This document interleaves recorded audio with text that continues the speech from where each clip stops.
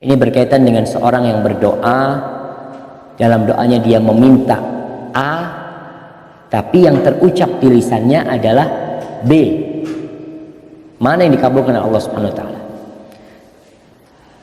Para ulama menjelaskan tentang orang yang niat sholat, kadang-kadang dia mengucapkan sholatnya duhur, padahal dalam hatinya dia mau sholat asar, memang waktunya sholat asar. Yang menjadi standar adalah yang dalam hati. Itu kalau urusan niat. Adapun urusan doa, Rasulullah SAW mengatakan, la yakbalullah du'aan min qalbin ghafirin lahi.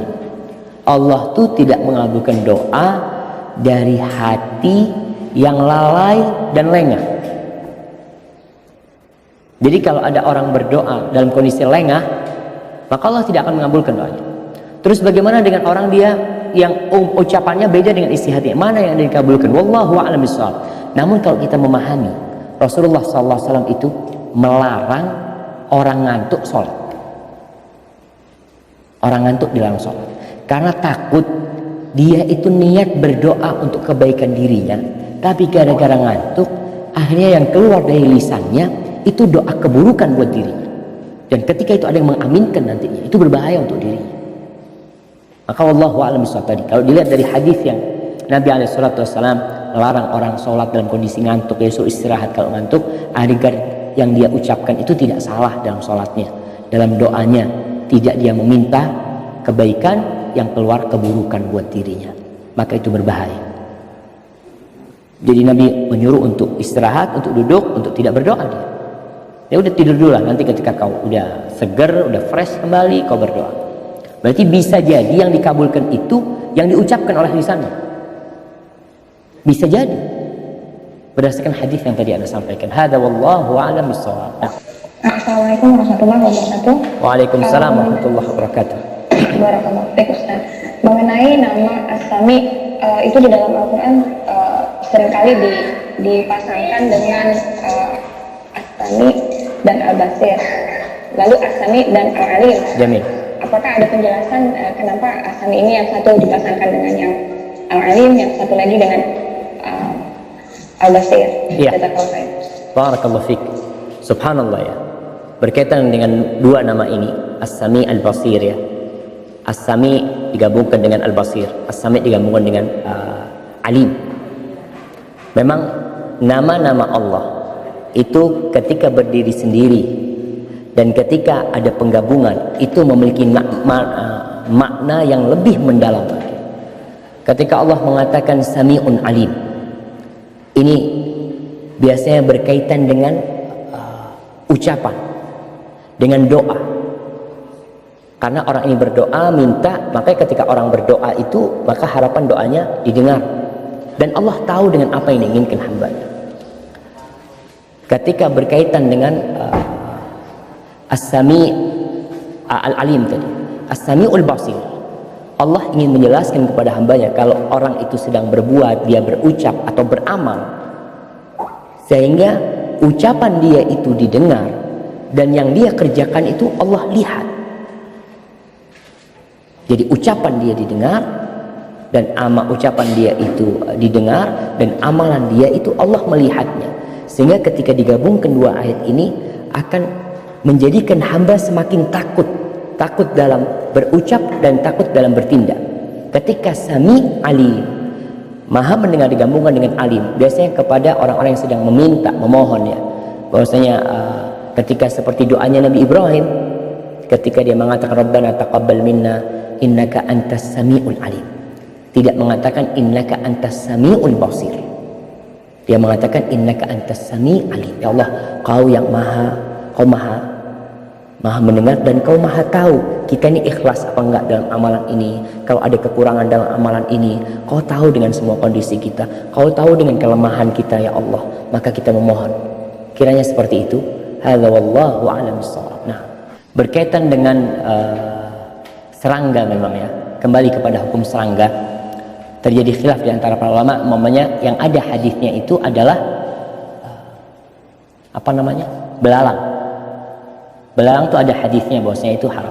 Ada sebagian memasukkan ke sana juga serangga-serangga yang lain, seperti di Indonesia itu ada laron ya. Apakah laron itu halal dimakan, itu tidak dikhilaf di antara para ulama. Memang kalau Anda lihat hukum asalnya itu adalah halal sampai ada dalil yang mengharamkannya. Jadi hukum asalnya itu halal sampai ada dalil yang mengharamkan hal itu ya. Seperti lebah, bukan lebah, yang Anda tahu tuh ada semut Cina. Iya, semut Cina tuh. Yang katanya dimasukin ke kapsul 3 biji kemudian dimakannya.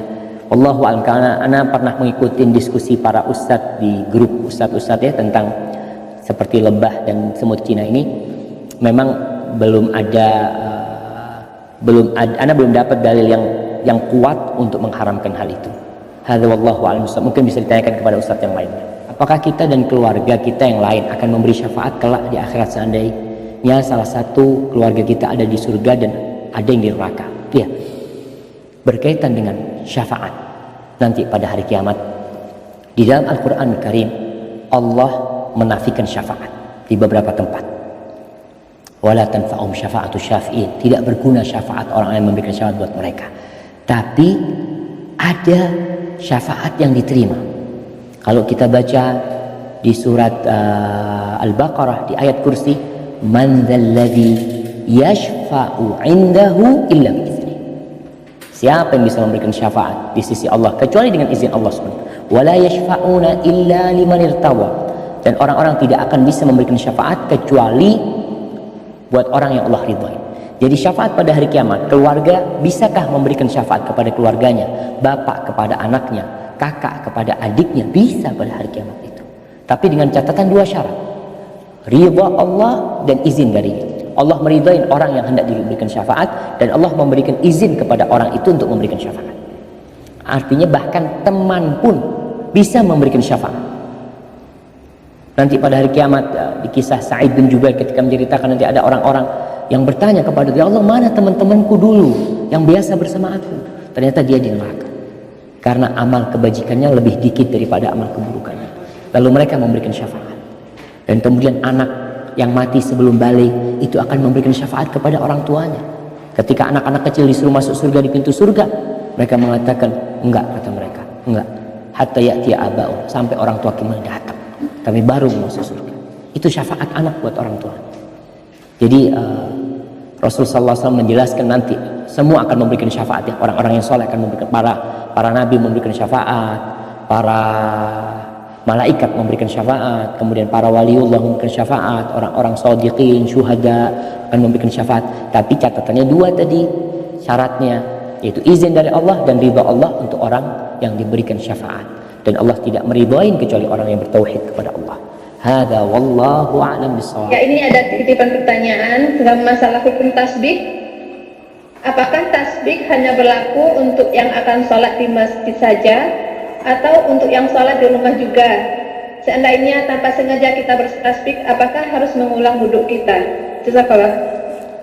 Nah, tasbih maksudnya? Iya. Tunggu, Anda mau tanya lagi tuh. Yang diadelir? Iya. Yang maksud tasbih adalah? Ini titipan pertanyaan. Ya ini. Kalau titipan biasanya tasbih, wallahu alam. Nabi SAW melarang tasbih ya. Tasbih itu yang Anda pahami adalah apa nih? Sismu syabbaka baina asabihi. Ini artinya ini tasbih. Jadi di masjid kadang duduk sambil seperti ini ya. Itu ada larangan. Para ulama menyebutkan larangan itu disebabkan biasanya orang yang melakukan hal itu sedang lengah, dia sedang menghayal mungkinnya. Ketika dalam kajian umpamanya seharusnya dia serius, tapi kalau dia melakukan itu ya ada pertanda kayaknya dia tidak serius. Maka larangan itu kalau tadi dikatakan membatalkan wudhu, wallahu alam, anak baru tahu tidak membatalkan wudhu. Itu bukan termasuk pembatal wudhu. Tasbih, kalau ini maksud tasbih itu yang seperti ini. Tapi Allahu a'lam, kalau mungkin ada makna lain yang ditanyakan nanti perlu disampaikan ke anak, karena memahami soal itu penting sekali supaya tidak salah jawab. Hadza wallahu a'lam bissawab. Nah, kalau berkaitan dengan Adam diciptakan dari tulang rusuk Adam, yang ada dalam Al-Qur'an Al-Karim ya, kalau kita membaca awal surat An-Nisa, Allah mengatakan, ya ayuhan nasu taqu rabbakumul ladzi khalaqakum min nafsin wahidah wa khalaqa minha zawjaha. Di sini para ulama menjelaskan bahwasanya Allah mengatakan, wahai umat manusia, bertakwalah kalian kepada Rabb kalian yang telah menciptakan kalian dari satu jiwa. Siapa satu jiwa ini? Adam alaihissalam. Wa khalaqa minha zawjah. Dan Allah ciptakan dari satu jiwa ini pasangannya. Siapa? Hawa. Maka dikatakan Adam itu diciptakan dari tanah dan Hawa diciptakan dari Adam. Itu jelas ayatnya. Minha zawjah. Adapun penjelasannya itu dalam hadis ketika Rasul sallallahu alaihi wasallam mengatakan khuliqatil mar'a min dhila. Perempuan itu diciptakan dari tulang rusuk. Itu hadis Nabi dan sahih hadis itu. Jadi kalau yang ada dalam Al-Qur'an Karim itu adalah Hawa diciptakan dari Adam. Bukan dari tanah, tapi dari Adam. Adam dari tanah, Hawa dari Adam, dan anak manusia diciptakan dari Adam dan Hawa. Hadza wallahu a'lam shawab. Walaupun memang ada sebagian ulama mengatakan manusia diciptakan dari tulang rusuk itu maksudnya bukan tulang rusuk beneran. Maksudnya itu adalah kiasan bahwasanya manusia perempuan itu bengkok. Jadi bukan dia diciptakan dari tulang rusuk, sebenarnya enggak, tapi itu kiasan kalau dia itu adalah bengkok. Padahal enggak. Yang sahih berdasarkan ayat itu Allah menciptakan Hawa dari Adam. Hadza wallahu a'lam.